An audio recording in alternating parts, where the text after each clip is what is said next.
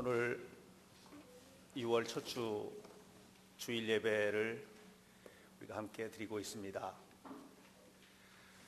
5월을 한 달 동안은 가정 하면서 온통 가정으로 떠들썩했던 것 같은데 6월이 되면서 조금 더위는 더 무더워졌는데 마음은 좀 차분해진 것 같은 느낌이 드네요.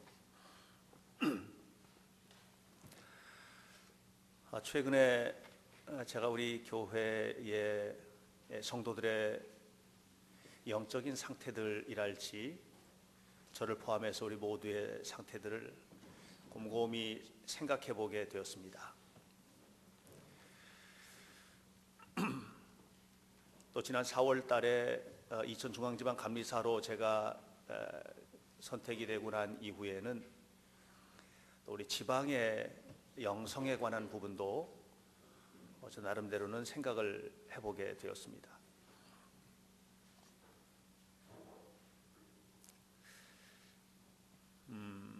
그러면서 6월 달부터 시작이 되면 우리 교회 성도들과 함께 에베소서를 좀 함께 나눠야 되겠다 하는 그런 생각을 해서 준비를 했고요. 오늘부터 앞으로는 당분간 이 에베소서를 가지고 주일 낮 예배 말씀을 좀 나누려고 생각을 합니다. 에베소서는 6장으로 된 아주 짧은 성경인데 사도 바울은 신약 성서를 연구하는 신학자들은 이 에베소서를 그 바울 서신의 꽃이라고 그렇게 표현합니다. 또 바울의 편지가 로마서부터 빌레몬서까지 13권이 있는데 그 13권 가운데 면류관이다라고 이렇게 표현하기도 합니다. 사실 에베소 교회는 사도 바울이 굉장히 정성을 들여서 목회를 하던 교회이기도 한데 제3차 전도 여행 중에 에베소에 무려 3년간이나 머무르면서 정성껏 교회를 돌보았고요. 나중에 사도 바울이 어떤 사건들과 연루되어서 로마의 법정으로 송환되어 가는 그런 이제 과정들을 다 알게 되었을 때 에베소 교회 장로들은 바울에게 와서 예루살렘에 가지 말라고, 거기 가면 잡혀서 큰일 나니까 가지 말라고 울면서 만류하기도 했던 아주 정이 깊었던 그런 교회이기도 합니다. 저는 최근에 우리 교회 성도들 한 사람 한 사람의 저를 포함해서 영성의 면을 점검을 하고 또 우리 교회 각 기관들과 우리 교회가 서 있는 모습들, 그리고 우리 지방의 28개 교회가 도대체 지금 어떤 형편인가 생각을 해보면서 세 가지 질문을 하게 됐어요. 그 첫 번째 질문은 과연 우리 교회는 하나님께서 기뻐하시는 교회인가? 라는 것이 첫 번째 질문입니다. 현대교회가 그리고 우리 지방의 28개 교회가 과연 하나님께서 기뻐하시는 교회로서 서 있는가? 라고 하는 것이 첫 번째 질문입니다. 그 질문에 대해서 해답을 할 수가 없는 거예요. 그렇습니다 라고 말할 수가 없는 거예요. 그래서 마음이 매우 답답했어요. 두 번째 질문은 과연 우리 현대교회 성도 한 사람 한 사람은, 그리고 우리 지방 내에 있는 5,547명의 교인 한 사람 한 사람은 하나님 앞에 합당한 신앙인인가? 라는 질문입니다. 참다운, 하나님께서 너무나 기뻐하시는 참다운 그리스도인의 모습으로 살고 있는가? 라는 질문입니다. 이게 대답할 수가 없는 거예요. 그래서 마음이 무거워요. 세 번째 질문은, 그렇다면 우리는 과연 하나님께서 우리에게 그토록 주고 싶어 하시는 그 영적인 우리의 삶의 모든 것들을 풍요롭게 하시는 하나님의 풍요를 누리고 살고 있는가? 너무 죄송한데 거기에 대해서도 할 말이 없는 거예요. 그래서 마음이 매우 무거웠어요. 매우 마음이 무거웠어요. 우리 교인들 얼굴을 떠올리고 이렇게 어린 친구들로부터 연세 드신 분까지 또 초신자로부터 시작해서 이 교회를 이끌고 있는 담임 목사인 저에게 이르기까지 우리 모두의 얼굴들을 떠올리면서 과연 이 질문에 대해서 대답할 수 없다고 하는 것이 매우 마음이 쓸쓸했어요. 그래서 에베소서를 붙들게 된 거예요. 에베소서에 많이 등장하는 단어들이 있어요. 그리스도 안에서라는 단어입니다. 그리스도 안에서 엔 크리스토스, 이 그리스도 안에서라는 단어입니다. 하늘이라는 단어, 에베소서의 이 하늘이라는 말이 굉장히 많이 등장을 하거든요. 과연 우리는 그리스도 안에 있는 자들인가? 또 동시에 하늘을 소망하면서 사는가? 이 땅을 소망하면서 사는가? 이런 생각을 해보게 돼요. 또 동시에 이 에베소서에 많이 등장하고 있는 용어가 풍요로움이라는 용어인데 여러분 풍성하십니까? 어떠세요? 여러분 모두 다 너무나 풍요롭습니까? 저는 우리 교회가 정말 하나님께서 기뻐하시는 교회 되기를 소망합니다. 저는 우리 교회 성도 한 사람 한 사람이 확실한 믿음의 토대 위에 서서 건강하게 세워진 하나님 백성 공동체가 되기를 간절히 축원합니다. 동시에 이런 것들을 기초로 해서 세워진 우리 현대교회 성도들의 삶이 하늘의 풍요와 땅의 기름짐으로 가득한 그런 삶이 되시기를 간절히 바랍니다. 저는 에베소서를 읽어 나가는 모든 기간 동안에 예수의 십자가의 보혈의 은혜를 붙들고 그리고 이 세 가지에 집중하려고 해요. 어떻게 하나님의 기뻐하시는 교회를, 이거 목사가 만드는 게 아니거든요. 여러분 한 사람 한 사람의 손을 붙들고 내가 끌고 갈 수 있는 그런 믿음의 세계가 아니에요. 이 풍요로움을 우리가 왜 잃어버렸을까 도대체? 하나님이 주시는 이 영적인 풍요와 삶의 축복들을 왜 잃어버렸을까 도대체? 교회 안에서도 서로 안타깝게도 기쁜 마음으로 서로를 받아들이지 못하는 그런 일들도 있는 것 같아요. 왜 이런 일들이 교회 안에 이루어지고 있는 것일까? 제가 최근에 우리 지방에 있는 교회들 몇 군데 이렇게 돌아보게 됩니다. 참 며칠 전에도 저녁 시간부터 밤 12시까지 그 교회 교인들과 또 장로님들과 그리고 목사님과 함께 그 교회 문제 때문에 고민을 하고 해결의 길이 보이지를 않아요. 왜 하나님의 교회가 이 땅에서 이런 일들을 겪어야만 할까? 아무리 생각해봐도 하나님 기뻐하시는 일 같지는 않은데. 에베소서를 시작을 하면서 사도 바울은 이렇게 말합니다. 우리가 잃어버린 게 있다는 거예요. 그 첫 번째 잃어버린 것이 뭐냐? 한번 따라서 해보세요. 하나님의 뜻으로 말미암아. 거의 모든 바울 서신은 바로 하나님의 뜻으로 말미암아라는 용어로 시작을 합니다. 여기에서 매우 중요한 것은 뭐냐 하면 내가 아니에요. 하나님이지. 내가 아닌 거예요. 하나님이에요. 바울에게 있어서 모든 것은, 그의 삶의 모든 것은, 그의 인생의 모든 것은 영광의 하나님, 스스로 계시는 하나님, 영원하신 하나님, 놀라우신 하나님, 그 하나님께로부터 주어진 선물이라는 겁니다. 이것이 바울 신앙의 출발점이에요. 사도 바울의 삶의 출발, 사도 바울이 이 땅에 존재하는 존재의 의미, 그건 뭐냐면 하나님이에요. 나에게 있는 게 아니에요. 그런데 여러분 어떠세요? 여러분의 모든 것의 근거가 하나님이신가요? 아니면 나인가요?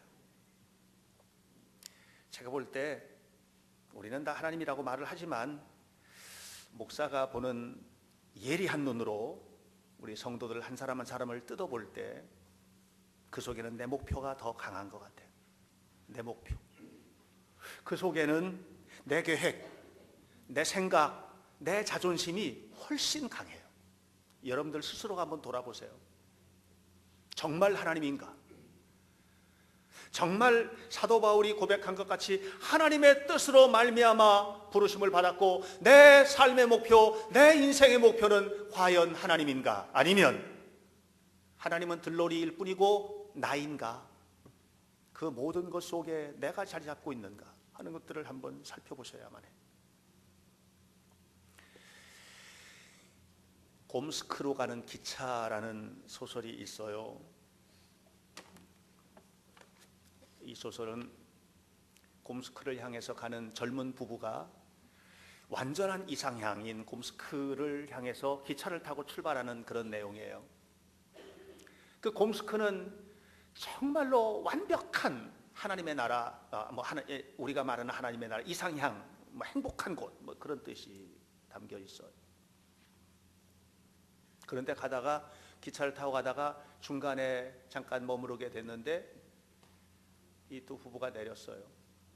너무 아름다워요, 거기도. 그래서 이것도 보고 저것도 보고 이렇게 하다가 와보니까 기차가 떠나버렸어요. 자기들은 곰스크를 향해서 가야 되는데 중간에 남아버린 거예요. 그곳에서 이 두 부부가 당황을 해요. 일단 머물러요. 그런데 아기를 낳아야만 했어요, 첫 아이를. 그래서 급하게 해산을 하고 하면서 거기서 자리를 잡아야만 했고 직장을 가져야만 했어요. 그래서 선생님이 돼요, 남편이. 곰스크는 항상 이들의 머릿속에 있어요. 가야 해요, 그곳에. 그런데 가야 하는데 가지 못하게 하는 요소들이 너무 많아요. 그 곰스크를 향해서 가지 못하게 하는 요소들이 너무 많은 거예요. 둘째 아이가 태어나고 또 다른 일들이 생기고 그래서 결국은 그곳에 가지 못해요, 영원히. 소설은 그렇게 끝나요. 저는 그 소설을 보면서 무슨 생각을 했는 줄 아십니까? 우리가 곰스크까지 가지 못하고 그냥 여기에 머물러 있다면 그것은 불행한 인생인가? 제가 생각을 해봤어요. 이 두 부부가 머물러 있던 중간 기착지에 내려서 살고 있는 그 땅을, 그곳에서 그들은 아이 낳고 일하고 또 둘째도 낳고 여러 가지 사람들과도 만나고 이웃과도 만나고 나름대로 매우 행복한 삶을 살았어요. 저는 생각을 합니다. 내게 주어져 있는 이 땅이 여러분들이 생각하고 있는 완성된 곳, 여러분들이 머물러 있는 이 이천이 꿈에도 그리던 이천 땅, 그런 건 아닐 수 있다고 생각합니다.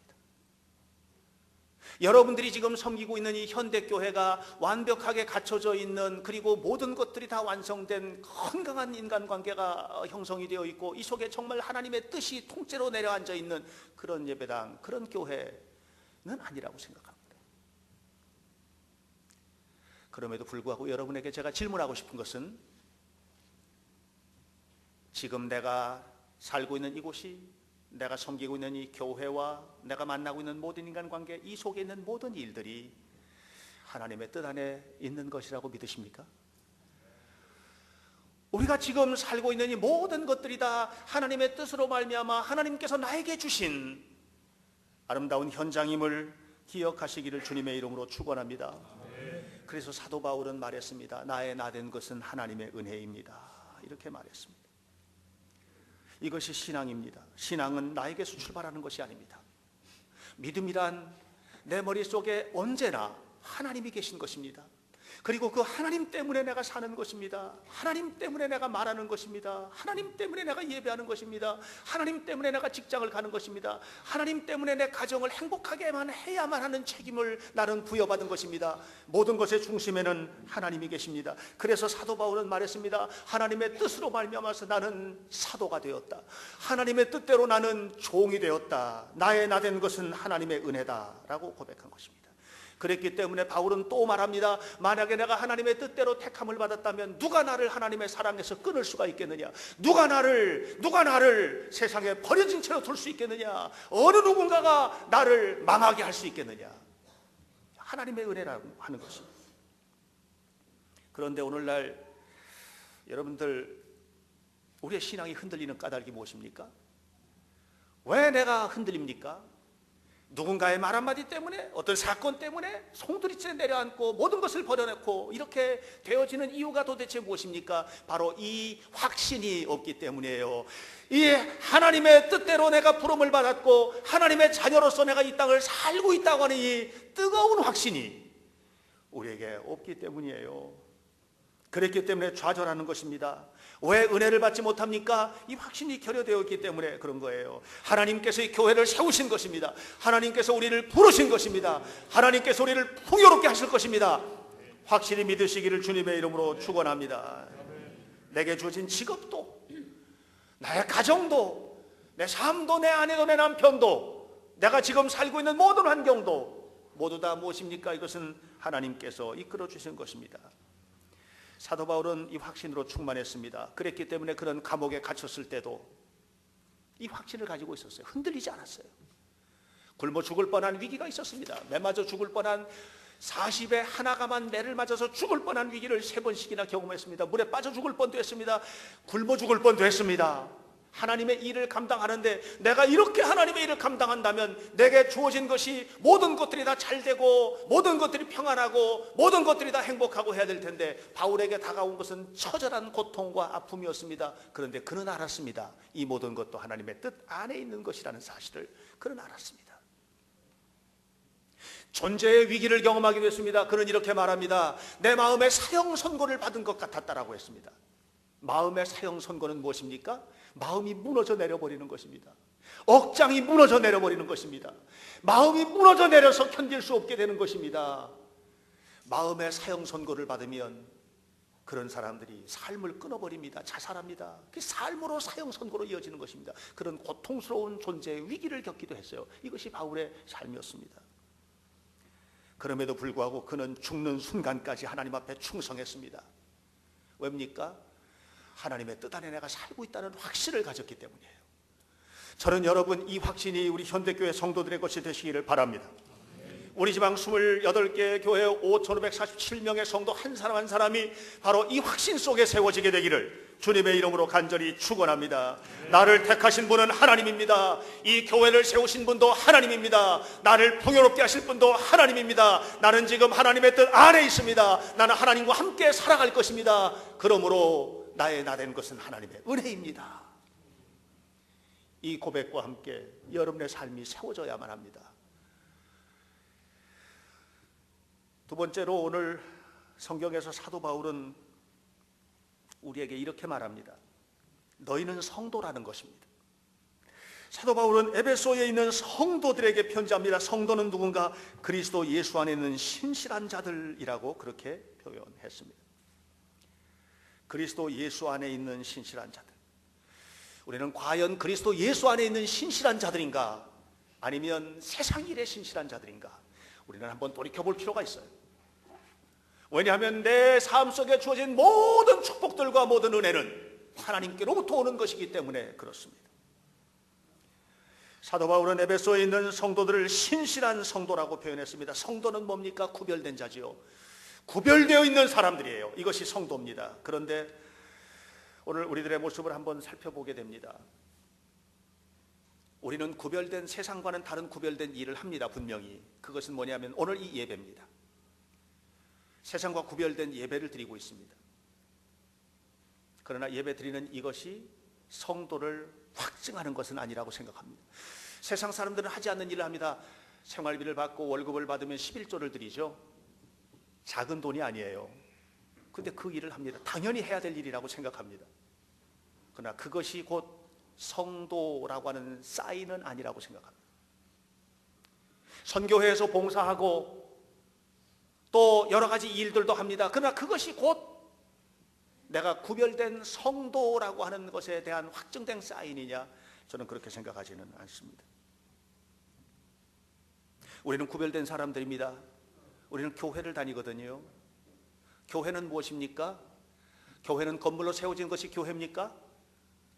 그래서 어떤 사람들은 저 교회는 참 좋은 교회야. 정말 잘 지었어. 어떤 사람은 저 교회는 정말 좋은 교회. 사람이 굉장히 많이 모여.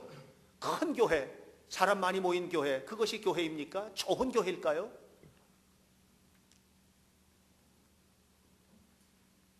구별된 성도라는 말은 그렇게 어떤 교회의 규모나 형태를 가지고 말할 수 있는 것도 아니라는 것을 말씀드립니다. 저 산골짜기 아주 작은 교회도 너무나 아름답고 너무나 행복하고 너무 하나님 기뻐하시는 교회일 수 있어요. 그렇다면 또 생각해 봅니다. 도덕적으로 윤리적으로 깨끗하게 사는 사람이 그 사람이 구별된 사람인가? 저 사람은 정말로 깨끗해. 알고 보니까 교회 다니는 사람이야. 이 도덕적으로 깨끗하다라고 하는 것이 그것이 구별된 성도의 완벽한 사인일까요? 그러면 도덕적으로 깨끗하지 못한 여러분 가운데 윤리적으로 지금도 양심의 가책을 느끼고 있는 바로 그 문제를 가지고 있는 여러분들은 성도라고 부를 자격이 없을까요? 그러므로 도덕이나 윤리도 그것을 판가름하는 기준은 아니라고 생각합니다. 사도 바울은 나의 시민권은 하늘에 있는 것이다 라고 말을 했습니다. 결국은 소속의 문제입니다. 내가 세상에 소속되어 있는가? 아니면 하나님께 소속되어 있는가? 하나님께 소속되어 있는 사람은 어떤 사람입니까? 예수 그리스도의 피 묻은 흔적을 가진 사람입니다. 예수 그리스도의 십자가의 보혈을 가슴 속에 간직한 사람. 이 사람이 성도인 거예요.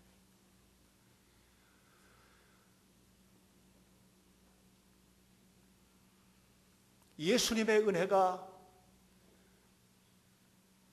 내 가슴 속에 담겨 있는 사람, 이 사람이 성도인 거예요. 나는 하나님의 백성이다. 나의 이름은 생명책에 기록되었다. 나는 지금 죽어도 천국 간다. 여러분 유치하십니까? 이런 질문을 한다면 이것이 유치한 질문일까요? 100번, 1000번, 10,000번, 100만 번이라도 또 물어보고 싶은 질문입니다. 지금 죽어도 천국 갈 것인가? 나의 이름은 생명책에 기록되었는가? 이 질문에 대답할 수 있는 사람이 성도입니다. 옛날 우리 선배 신앙인들은 그렇게 살았어요. 주일날이 되면 모든 것을 가지고 교회에 왔어요. 주일날은 다른 일을 하지를 않았어요. 주일날은 심지어는 식당에 가서 음식을 사 먹는 일도 하지 않았어요. 주일날은 집에서 빨래하는 일도 하지 않았어요. 주일날은 다른 아무 일도 하지 않았어요. 그래서 예배 드렸고 저녁에도 와서 예배를 드렸고 그렇게 했어요. 그것이 바로 우리 선배 신앙인들의 모습이었어요. 오늘 우리들의 주일은 어떻게 되었습니까? 여러분, 제가 여러분의 아픈 마음을 콕 찍어서 말씀드릴게요. 우리들의 주일은 1시간입니다. 주일 낮에 1시간 나와서 예배드리는 그것, 그 시간 이외에 우리에게는 주일이 없습니다. 옛날에 그렇게 예배하던 시대의 사람들은 교회의 매력을 느꼈고 하나님께 매력을 느꼈고 예수에게 대한 궁금증이 있었어요. 그래서 교회로 사람들이 몰려들었어요. 그런데 우리가 성도된 자리를 잃어버리게 되자 세상도 교회로부터 등을 돌리고 있습니다. 본받을 게 없는 거예요. 다른 게 없는 거예요. 이곳에 와서 하나님 나라를 경험하고 싶은데 여기 와서 하나님 나라 경험되지 못하는 거예요. 제가 며칠 전에 어떤 문제 있는 교회 가서 얘기하면서 그랬어요. 사랑보다 더 큰 은혜는 용서라고 그랬어요. 사랑보다 더 큰 은혜. 용서가 없으면 사랑이 없거든요. 여러분 정말 서로가 용서하고 이해하고 그렇게 살아가나요? 오늘 왜 우리에게 이런 일이 생겼을까 생각해 보면 하나입니다. 그것은 바로 우리가 신실하지 못하기 때문에, 신실한 성도가 되지 못했기 때문에요. 신실하다, 주 안에서 신실하다는 말은 무슨 말입니까? 두 가지 의미를 가져요. 하나는 하나님을 향해서 올바른 믿음을 가지고 있다, 그런 말이에요. 하나님을 향해서 정말로 뜨거운 믿음을 가진 사람, 동시에 사람들에게 믿을 만한 사람, 이것이 신실한 사람. 하나님에 대해서 우리는 그런 믿음을 가지고 있습니까? 동시에 여러분 하는 모든 행동들이 사람들에게 믿을 만하신가요? 믿을 만하신가요? 옛날 초대교회 그리스도인들은 핍박을 무섭게 받았습니다. 말로 못하는 핍박을 받았습니다. 심각한 핍박을 받았습니다. 돌로 쳐 죽이기도 했습니다. 찢어 죽이기도 했습니다. 그런데요, 성경은 놀라운 말을 말하고 있습니다. 그런데 그렇게 핍박을 하면서도 그들을 칭찬하지 않으면 안 되는 그런 요소가 있었다는 거예요. 그들은 칭찬을 받았어요. 칭찬을 받았어요. 그래서 그 무서운 핍박 속에서도 교회가 부흥됐던 거예요. 여러분 칭찬 받으십니까? 하나님에게 기쁨이 되십니까? 다른 사람들에게 칭찬 받으십니까? 우리의 삶은 어떻습니까? 왜 이런 일들을 잃어버렸을까요? 그것은 우리 가슴 속에서 은혜가 사라졌기 때문이에요. 오늘 성경은 이렇게 말합니다. 에베소 교회가 반드시 가져야 될 것이 있다. 그것은 뭐냐? 하나님 우리 아버지와 주 예수 그리스도로부터 은혜와 평강. 은혜와 평강. 하나님의 은혜가 사라지면 안 돼요. 은혜는 뭡니까? 믿음의 시작입니다. 우리는 예수님의 은혜 때문에 신앙생활 시작된 거예요. 예수님의 십자가의 은혜로 말미암아서 신앙생활의 출발이 된 거예요. 은혜예요. 우리의 마음속에 이 은혜가 담겨야 해요. 이 은혜가 사라지면 안 돼요. 은혜가 사라지게 되니까 미움이 시작된 거예요. 은혜가 사라지게 되니까 신앙이 땅에 떨어져 버리는 거예요. 은혜가 사라지니까 하나님 앞에 헌신하던 헌신의 자리에서 방관자의 자리로 내려가는 거예요. 은혜가 사라지면 안 돼요. 이 은혜 때문에 우리는 이 마음속에 은혜를 담고 살아야 하는 그런 건강한 사람이 되어야 하는 겁니다. 은혜가 믿음의 시작이라면 은혜롭게 살아가는 모든 사람들의 믿음의 끝이 뭐냐? 그것은 평강입니다. 믿음의 삶의 끝에는 항상 평강이 옵니다. 마음속에 불안하십니까? 은혜가 사라졌기 때문이에요. 은혜가 가득한 사람은 어떤 삶의 환경 속에서도 이것이 하나님의 뜻이라고 알아요. 그리고 평화를 누려요.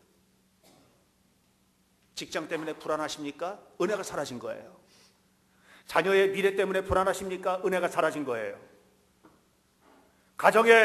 여러분의 가정 속에서 부부관계에 갈등이 있고 그 속에 불안함이 있습니까? 은혜가 사라졌기 때문이에요. 은혜가 사라진 자리에는 불안이 와요. 그러나 은혜가 가득한 자리에는 평강이 와요. 하나님의 평강이 여러분 가운데 가득하시기를 간절히 축원합니다.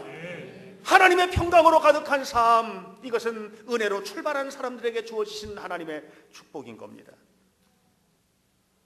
우리 인생에는 모든 것이 다 갖춰 있지는 않습니다. 인생에는 없는 게 너무 많아요. 저는 크게 세 가지가 없다고 생각해요. 인생에 없는 첫 번째, 형식이 없어요. 사람들 모두 다 어떤 일정한 형식으로 살잖아요. 다 제멋대로 살아요. 왜? 형식이 없으니까 그래요. 인생엔 정답이 없어요. 정답인 줄 알고 잡았는데 오답인 경우가 너무 많아. 이것이 정답인 길인 줄 알고 갔는데 가서 이것은 아니로구나 깨닫고 돌아서는 일들이 거의 대부분이에요. 또한 인생에는 연습이 없어요.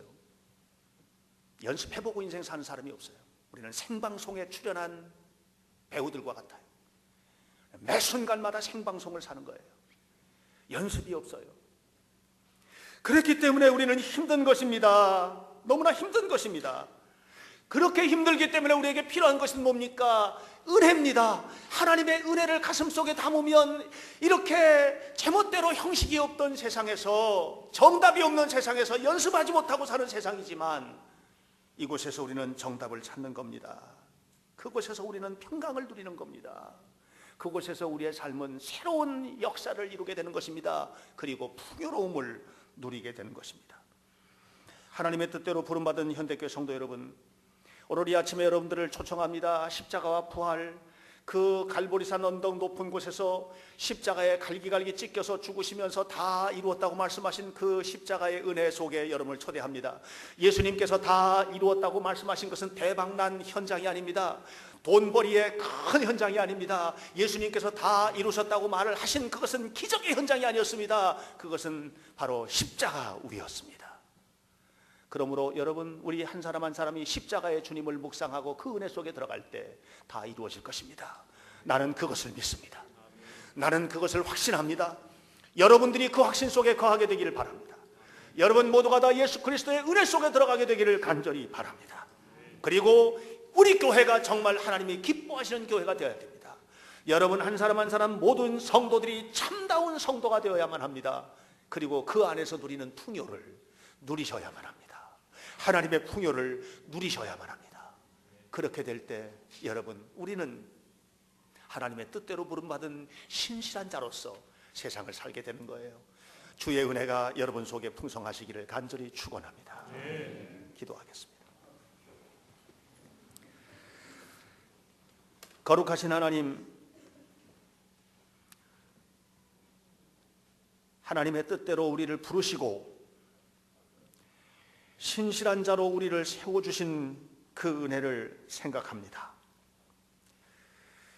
예수께서 십자가에서 흘리셨던 그 보혈, 그 은혜, 그 누구도 할 수 없었던 전 인류를 향한, 온 인류를 향해서 쓰셨던 타자의 자리, 자신의 죄 때문에 서신 자리가 아닌 바로 그 자리를 묵상하며 우리가 하루하루를 살아가면서 우리도 하나님의 뜻대로 살겠습니다.